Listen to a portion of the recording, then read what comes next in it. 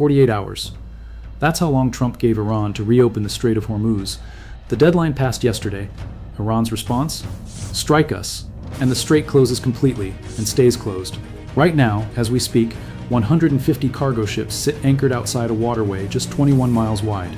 Insurance companies pulled coverage. Oil hit $114 a barrel, and the global economy is bleeding $3 trillion in trade with no end in sight. This isn't a threat. It's happening. The $3 trillion trade road is gone, and nobody knows how to get it back. Here's how we got here in the last 20 days. March 4th, 2026, Iran's Revolutionary Guards announced the closure. But they didn't just talk about it, they demonstrated enforcement immediately. By March 22nd, attacks were hitting commercial vessels, missile strikes, drone attacks, fast attack craft swarming from hidden inlets. 5 crew members were killed. Ships attempting passage were met with live fire. The message was clear: this isn't posturing, this is operational reality. The result was instant. Tanker traffic dropped by 70%. Over 150 ships now sit anchored outside the strait, waiting. Captains won't move. Shipping companies won't authorize transit. And the reason is simple: war risk insurance for vessels transiting Hormuz has been withdrawn entirely. No insurer will cover the liability. Without insurance, commercial shipping stops. Without ships moving, the oil doesn't flow. That's the mechanism. That's the leverage. That's what keeps the strait closed. But here's what makes this different from every other Middle East crisis in the past 40 years. The Strait of Hormuz is just 21 miles wide at its narrowest point. On any given day, this sliver of water carries 20% of the world's oil, approximately 21 million barrels per day. Oil and natural gas from Saudi Arabia, Iraq, Kuwait, the UAE, Qatar, and Iran itself. 1/5 of global maritime trade passes through this choke point. It's not just oil, fertilizers for agriculture, liquefied natural gas for heating Asian cities, jet fuel for airlines, raw materials for manufacturing.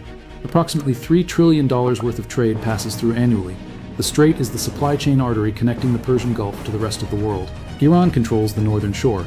A missile launched from Iranian coastal defenses can strike any tanker within minutes. The geography works in Iran's favor in ways that neutralize traditional naval superiority. Mines, speedboats, kamikaze drones, shore-based missile batteries. This is asymmetric warfare terrain. Mobile launchers hide in mountainous coastal terrain, fire, and relocate. Fast attack craft swarm from hidden inlets. Underwater mines drift through shipping lanes. In open ocean, US and allied naval forces dominate.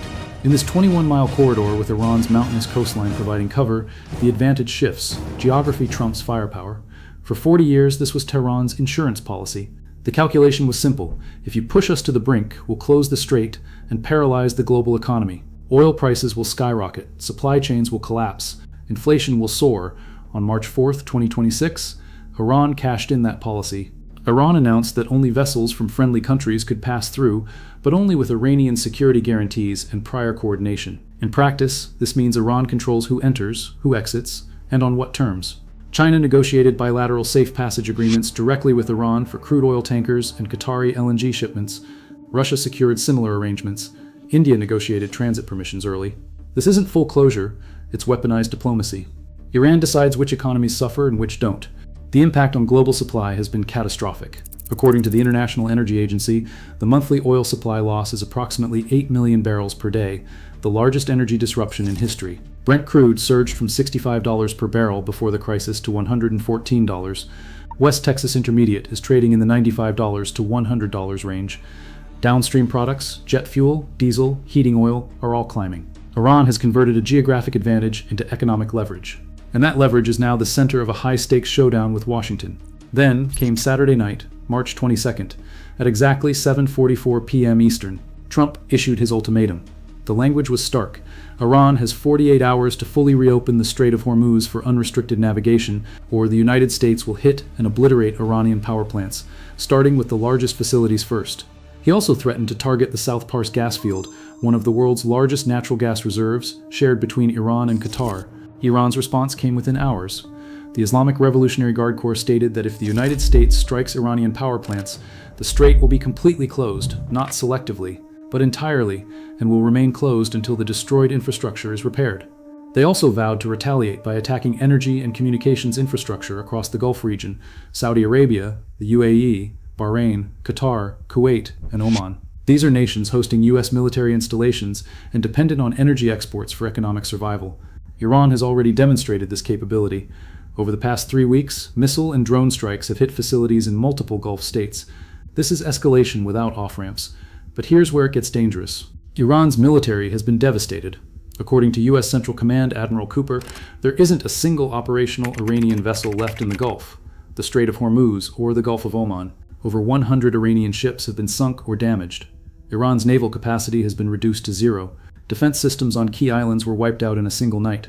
B-2 stealth bombers, B-52s, and B-1 Lancers destroyed 90 military targets in 2 hours. Defense Secretary Pete Hegseth's assessment is even harsher. Iran's missile stockpile has dropped by 90%. Single-use drones have decreased by 95%. The regime is relying not on offensive capabilities, but on survival capabilities. By conventional military metrics, Iran is losing badly. But the Strait of Hormuz remains closed. This reveals the central paradox of the crisis happening right now. Destroying Iran's military doesn't automatically reopen the strait. The United States can sink every Iranian ship, obliterate fixed missile installations, and dominate the skies. But a single mobile launcher hidden 100 miles inland in Iran's mountainous terrain, firing once or twice a week, is enough to keep insurance companies from covering tankers. Without insurance, ships don't move. Without ships, the strait stays functionally closed. Retired Royal Navy Commander Tom Sharp put it bluntly, getting the threat down to virtually zero by military means is virtually impossible. It needs something else to change. So where's the solution? More than 20 countries issued a joint statement condemning Iran's closure. The language was strong. The commitment was vague. Japan's foreign minister said the country would consider helping with mine-sweeping operations, but only if there's a ceasefire first. European nations and Gulf states have signaled support. Signaling support is not the same as deploying warships. President Trump has called for a coalition to force the strait open through escorted convoy operations, but allies are hesitant. Escorting tankers through contested water under active threat requires dozens of warships, sophisticated mine-clearing operations, and air defense coverage. The Strait of Hormuz is a different magnitude of risk than previous operations. Warships would be targets. Commercial shipping companies need to believe it's safe before they'll send tankers in. Military escorts don't guarantee zero risk. And domestic political appetite for involvement is low. China is charting its own course through direct negotiations with Iran, bypassing the U.S. coalition entirely and securing bilateral safe passage agreements. The coalition exists on paper with minimal operational commitment. And that's not even the worst part. China, the world's largest oil importer, sourced 45% of its oil imports through the strait. That flow has stopped. Beijing is facing a crisis it can't solve alone. The Venezuela route closed earlier this year. Russia is under pressure. Now Iran is blockaded.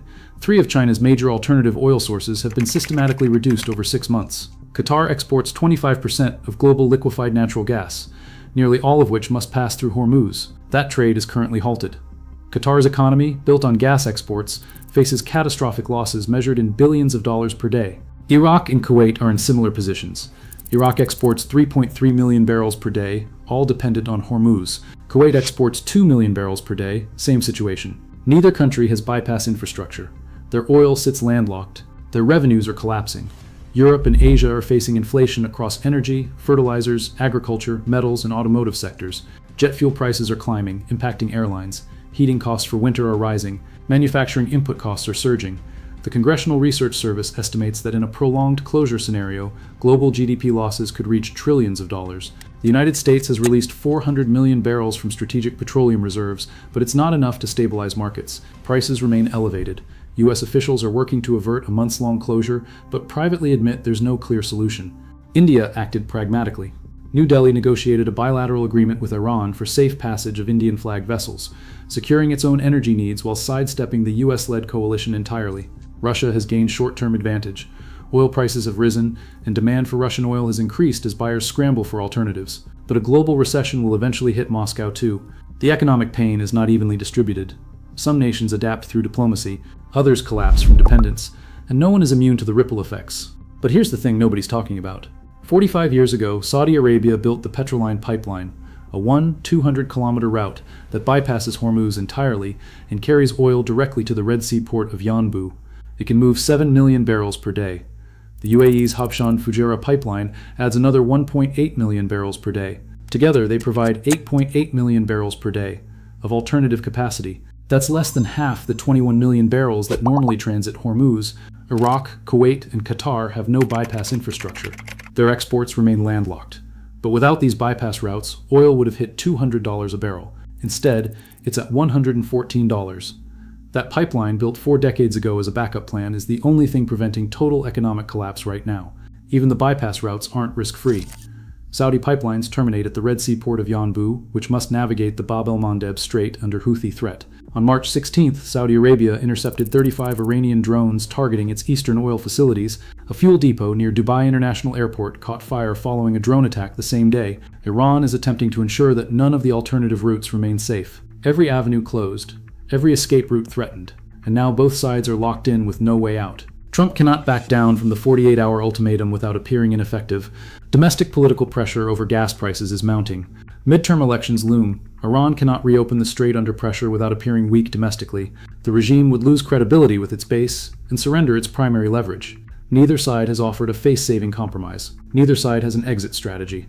The clock isn't ticking anymore. It's past. The White House privately acknowledged this is a problem that does not have a clear solution. The administration knew gas prices would rise. Trump himself said paying more at the pump is a small price for long-term safety.